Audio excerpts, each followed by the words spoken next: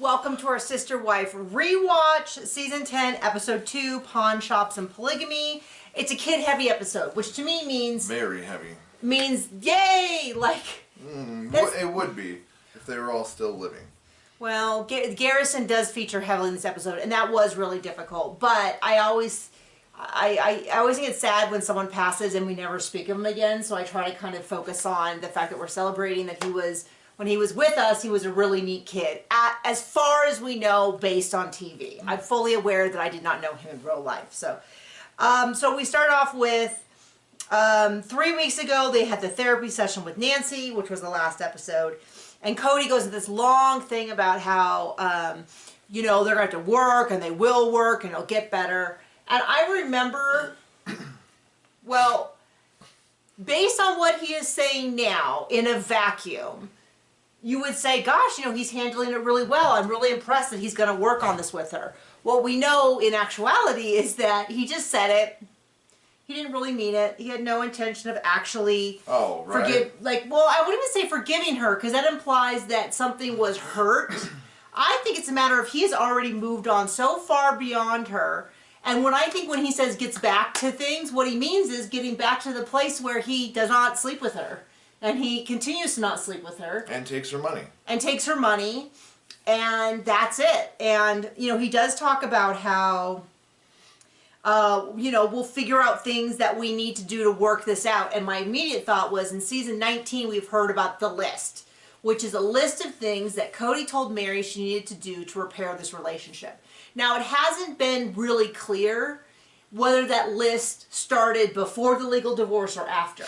I assumed it was in response to the catfishing thing. Regardless, didn't get her anywhere. She said he was constantly moving. I think that the list is in regards to the catfishing situation, but it's possible that it was in regards to this initial break that they kind of had, where they had stopped having marital relations. And sometimes people in the comments will be like, not every couple needs to have sex. Hey, I do not need to... that's fine. If you and your partner have decided that you don't need to anymore, that's between you and your partner. But that's not what happened here. Cody It's also stopped, out of the realm of normality. Well, Cody stopped, depending on your age. Well.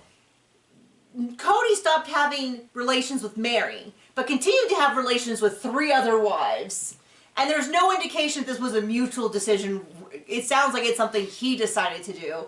And we have evidence because he turned around and did the same thing to Christine. Now, I don't know whether he sat down and told Meri, I'm done, like he supposedly told Christine, or whether it was just one of those things where it happened, and then it didn't happen for a few weeks, and then a month, and then a few months, and then a year, and then several years, and so on and so forth. Yeah. Yeah, now decades. Okay. So they go through that whole thing, and then they go over to Aspen and Mykelti. So Aspen and Mykelti had been living together in an apartment for a year, and they decided they're done. Their lease was up, and it sounds like a little bit of Aspen felt like when... She was living with a child. Well, it's kind of interesting because they kind of lay all of the burden on Aspen. What they describe is that Aspen was really tough on Mykelti and was really on top of her and mothered her the whole time. And I kind of thought... But it's interesting that they basically just said, they kind of made it sound like Aspen was the problem. But when they actually talked to Mykelti sounded very, very young. Now, I know that 19 is very young, but even for 19, she sounded extremely young. In the sense that she said, I don't want to be an adult. I want to be a kid. College is really hard. I don't want to do stuff that's that hard. I just want to have fun. And I'm like, okay, that does not sound like... I can see why that might be difficult to live with. And then they show them moving out, and Mykelti's kind of like, do this, Aspen, carry these things, do this, do that, carry this. It was very, and I was like, okay, I mean, I'm not saying we have to blame Mykelti for all of it, but it was just kind of weird because all the parents were like, yeah, Aspen was really difficult on Mykelti. And okay, we're back. We'll see if that fixes it. I don't know what happened. It said buffering overflow, which is never done before, but I don't know. Maybe we're getting too magnificent. Maybe we're getting to the end of the life of this particular recorder, which is 14 years old. Oh my so, gosh. So the plan is that Aspen is going to move in with Robyn. She says that her and Christine are in a great place unless they live together. Aspen says she's a tendency to kind of be a mom to the other kids and they butt heads. And so she's going to try living with Robyn. We'll see how that goes. I don't feel like they ever mention that again. Right, yeah. I don't feel like... I didn't remember it because I guess I didn't watch this episode the first time. We'll be really... No, you definitely did because we recapped it. So we'll see. But we'll see what actually happens. So... Mykelti is dropping out of school. She is no longer going to UNLV. She doesn't want it. She's going to move up to St. George. And then later on in the episode, we do the whole move. Mykelti said that Aspen has said that she misses the family a lot, so she's excited to be closer. The second big storyline that we get in this episode is Garrison. And Garrison is 17. He's about to be a senior in high school, and he wants to join the Army National Guard. We are not from a military family. So a lot of this was question marks. So feel free to kind of fill in the blanks with us if you are a military family, if you want to have a lot of this. But I was kind of surprising because he has gone to the recruiter and he has come back and Cody's like, oh, you went to the recruiter without us? And Garrison's kind of like, yeah, something I should do on my own. And Janelle is super, super quiet this whole time. And I'm like, why doesn't Janelle have more of an opinion on what's going on? And I think what comes out of it is that Janelle and Garrison... She's a full-time parent. Yeah, Janelle is there. Yeah, Janelle and Garrison have had this conversation. No, you're good. You speak whenever you want to. People are like, you never let your husband speak. And I'm like, he can speak whenever. We don't care. She's been there like they've had this conversation 1,000 times. Cody is just having this conversation for like one of the first times. And so she's not talking because they've had this conversation. So they talk a lot about Cody wants him to go to college first. And he's like, yeah, but if the whole point is to go into the military so they'll pay for the college. They're really concerned about him being deployed, which I think is a very realistic concern. But I do get his point, which is like, yeah, but the whole idea is to have them pay for it. Why would I pay to go to college and then join the military instead of having them pay? And to me, that makes sense. And I was really confused for this whole thing because I was like, well, what is Hunter doing? And how is that different? They eventually do bring in Hunter, and he just has some sort of snide remarks, which is very brotherly. But me as the viewer was like, someone needs to explain the difference between what Hunter is doing. And they do eventually explain it. Eventually. Which is that he is in the Air Force Academy College, and he'll graduate and then he'll be an officer, whereas what Garrison's doing. And they didn't really explain to me why Garrison doesn't want to go to a military college, which sounds like that would be the midpoint. Once again, we are not military people. This is beyond the realm of what I figure. I mean, he might not have had the grades, you know? That's what I was wondering. That's what I was wondering. But this is where I go, hey, we are, I think, experts on the show Sister Wives. Not an expert on everything. And this is definitely an area where we are not. So they go back and forth. They go back and forth on this. And he's already told his mom, hey, if you don't sign off on me joining, I'm just going to do it anyway. Like, this is the deal. And so she's kind of like, hey, if he's going to do it either way, I'd rather, do it this way. And so eventually get to a point where they're like, okay, fine. This August, we'll sign off on it. I don't know if that means that he goes off the military right away, if he has one more year of high school. I don't fully understand what's happening. And we got a lot of Cody's opinion on the military. We did not get much facts on what is happening, which is like where I feel like maybe it'd be helpful to have someone on the show that enjoys the show that's like, well, why don't you answer this question? Anyway. So then they come back. Mykelti has a lot of stuff. They do a whole U-Haul of her stuff. I mean, it's a pretty big U-Haul. It is, for someone who's 19, who hasn't, and it didn't look like any of it was like... furniture. Yeah, like there was a bed in there, but it wasn't like, and there was a chair, but it wasn't like if we move, we'd have this and this and this. It was a lot of stuff. But then all of the wives jump on and they're like, yeah, Cody, but if it was you and it was ammunition or watches or sunglasses or hunting, he said hunting glasses, which did they mean like binoculars? I guess. I don't know. And then they all jump on him about how he has so much stuff, which is just an interesting little side note because when they had their McMansion in Flagstaff and they would show pictures, one of the things we kind of got on them is the fact that at Robyn and Cody's house, you could see boxes and boxes and boxes of stuff. And there's stuff everywhere. And everyone has been blaming all of that on Robyn. And I think it is fair to say that they are birds of a feather. And Cody is also a little hoarder of stuff. And of course, I cannot throw stones because I live in a glass house full of stuff. And a large garage full of stuff. And a shipping container full of stuff. And a small outbuilding full of stuff. Admittedly, it's also John's stuff and my mother-in-law's stuff. And my mother's stuff and my grandmother's stuff. And soon my father's stuff. As he downsizes and all that. Okay, so they drive up to St. George, which is 2 hours north of Las Vegas. And it's only 2 hours? Yeah, that's what they were saying, how it's like far enough away for her to be on her own, but not so far away that she can't come home.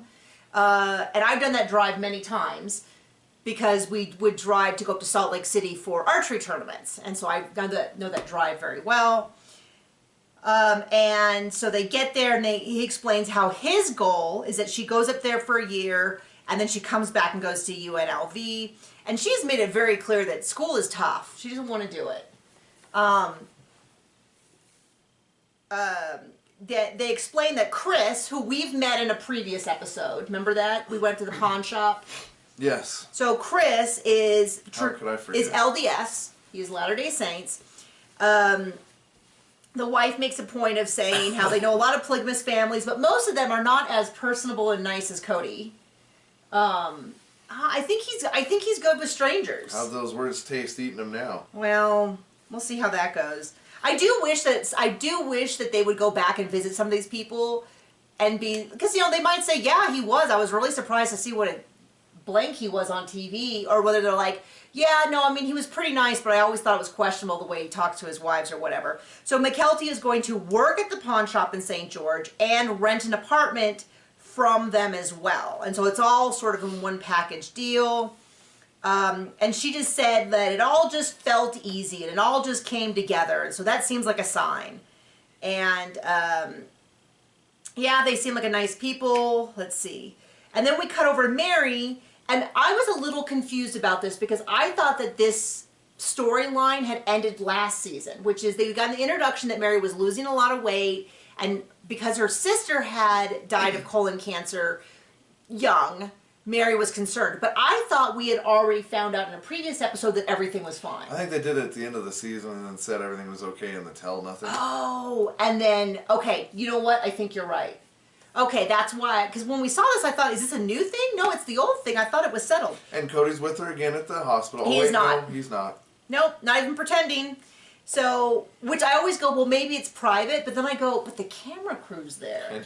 You're in really bad shape if you have more vulnerability from the camera than you do with the man who's claiming to be your husband.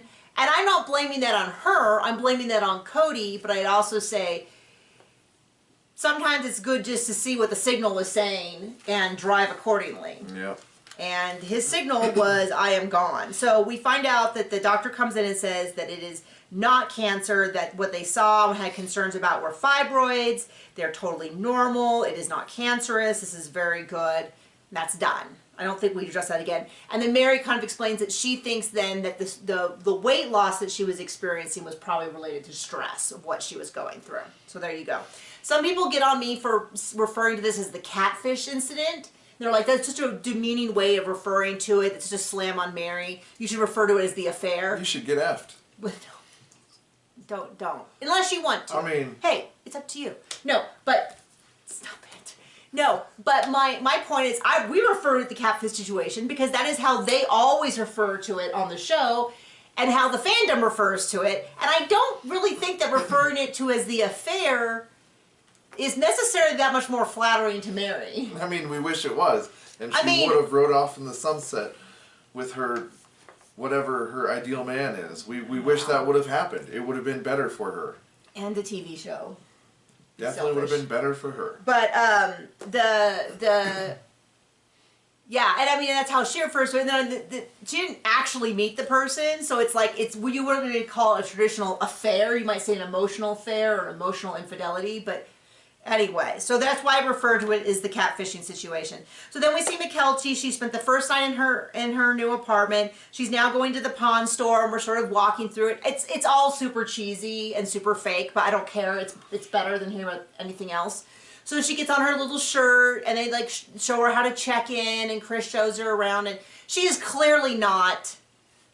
You know, they show her like doing evaluations and like putting a diamond ring under a microscope, and I'm like, she is not doing the appraisal for that. But it was cute. I mean, it's fine. And then they you know, they show different people, I'm sure absolutely real people coming in and pawning and selling a few different things. And it's a clean darn pawn shop. Yeah, it's nice. We go... And millennial gray, right? Millennial gray and black. And something white. like that. Yeah. We go to a lot of pawn shops too. I picked up... well, we used to when we used to be able to take vacations. When we used to go places, we stop in pawn shops all the time. My big things that I would look at were jewelry, and I think I have got like just a fun little ring before. Mm-hmm. But the big thing I always get are DVDs. DVDs. I have like the whole Xena set. Showing our age. Yeah, I'm still addicted to physical media because they're usually like $1 each. So we'll pick them up. Our old vehicle still has a DVD player in it, so sometimes we've gotten stuff for when we used to travel for our son to watch, lots of Sesame Street stuff. But yeah, I mean, one day you won't be able to get your shows, but Nikki here will still have the DVD, Flavor of Love, season 1 and 2. Still got it. Anyway, so then Cody's like, well, I want to sell this watch. This is honker of a watch. I want to sell it and get that $800 TV. Okay, so two things about that. One, it's all fake. Well, one, she takes it back to Chris, which I'm sure is exactly what actually would happen. Take it back to the owner and say, this man wants this to sell this watch for this amount. And then Chris comes out and haggles with him, which I'm sure is exactly what she would actually do in her day-to-day life. Super, I mean, when she works there, super, that's fine. He comes out, he's like, no way, blah, blah, blah, that's way too much. Mykelti, how much do you think it's worth? And she's like, 400, which I thought was to sell, so we wouldn't buy it for that, we'd buy it for less, which is, that's how that works. Definitely how it works, she's not wrong. And Cody, you know, so then they go, so then they say, well, okay, I want to buy the TV, and they end up getting it for $620, and he gets real mad at Christine because she says something about a debit card, and the guy's like, yep, absolutely, I'll let you put it on a debit card or something, and then Cody gets all mad at her. But then the other issue is, it comes out that the watch he was going to sell was a gift from one of the wives. And she even goes, oh, it has to be, and he's like, well, she won't care. And he goes, oh, so it has to be Robyn then before she was pregnant. And she's like, ha, ha, ha, and Cody will not give her like a high five for that. Was in fact Robyn, and everyone's talking about, and this is the thing, when Robyn's upset, everyone has her back. When anybody else is upset, Robyn's like, well, actually... And I do think it's a jerky thing. And Christine even says, hey, I think it's a jerky thing that you would take a gift from a wife, sell it, and then buy a gift for another wife. And that's really the part that I think would be like, no, cut that. I also think... Well, if we know anything by now, we know he's not good at having more than one wife, so... He's not, I don't know, he's good at having one wife, frankly. I mean, probably but not. He is exponentially worse for every other additional wife. It's like if he is 10 times worse for a wife, 100 times for 2 wives, 1,000 for on and on. The other thing is, someone says, well, he's, you know, did you tell him? And he's like, no. He's like, we're going to see it on TV. Once again, this man does not seem to gather that the stuff that he says on camera will in fact become public someday. He is still dumbfounded by this in season 19. He is still constantly confused by, I don't know where they're gossiping. It's not gossip. If you have it documented on camera and aired internationally, like that's not even gossip. That's literally as far away from the word gossip as you can get. When it came straight from his own blowhole. So then, after all that, Robyn's like, well, I hope that you heard what everybody said about doing that and you don't think about doing it again. I was like, geez Louise, man, this guy, absolutely the worst. And so then they go off and talk about the older teenagers and all of the adults talk about how Mykelti hasn't really matured the way the other kids are. All of the other kids, her age and older, went off to college and seemed to have this big growth spurt.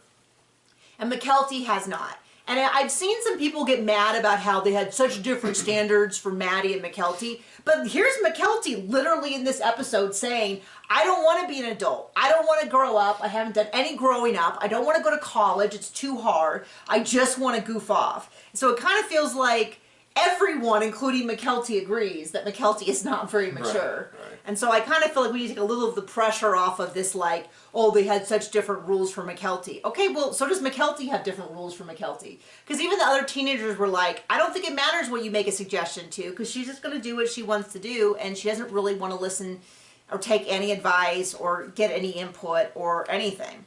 So then the last little bit of the episode is Garrison flew up to Salt Lake City for a physical, and I guess he got sworn in while he was there. Does that mean that they have already officially signed him up? I assume so. It means they got the hooks into him. I don't really understand. I don't understand why. I don't understand. Is there a benefit? This is where you can answer. Is there a benefit to him signing up but still going back to high school for another year? Because he flew back and he wanted to make an announcement, so everybody gathered up. He comes in, and then Cody says, "Welcome, Private First Class Robert G. Brown," because Robert is his first name, but his middle name was Garrison. And then he kind of like hugs a few people. Then he goes, "Well, I got school tomorrow," and goes upstairs. Yeah. It was kind of, and then they have a whole bunch more of Robyn talking about how she's so scared. Yep. For the kids and all of that. So that is the episode. And how she hid her brother's paperwork a bunch when he was trying to do the same thing, apply or something.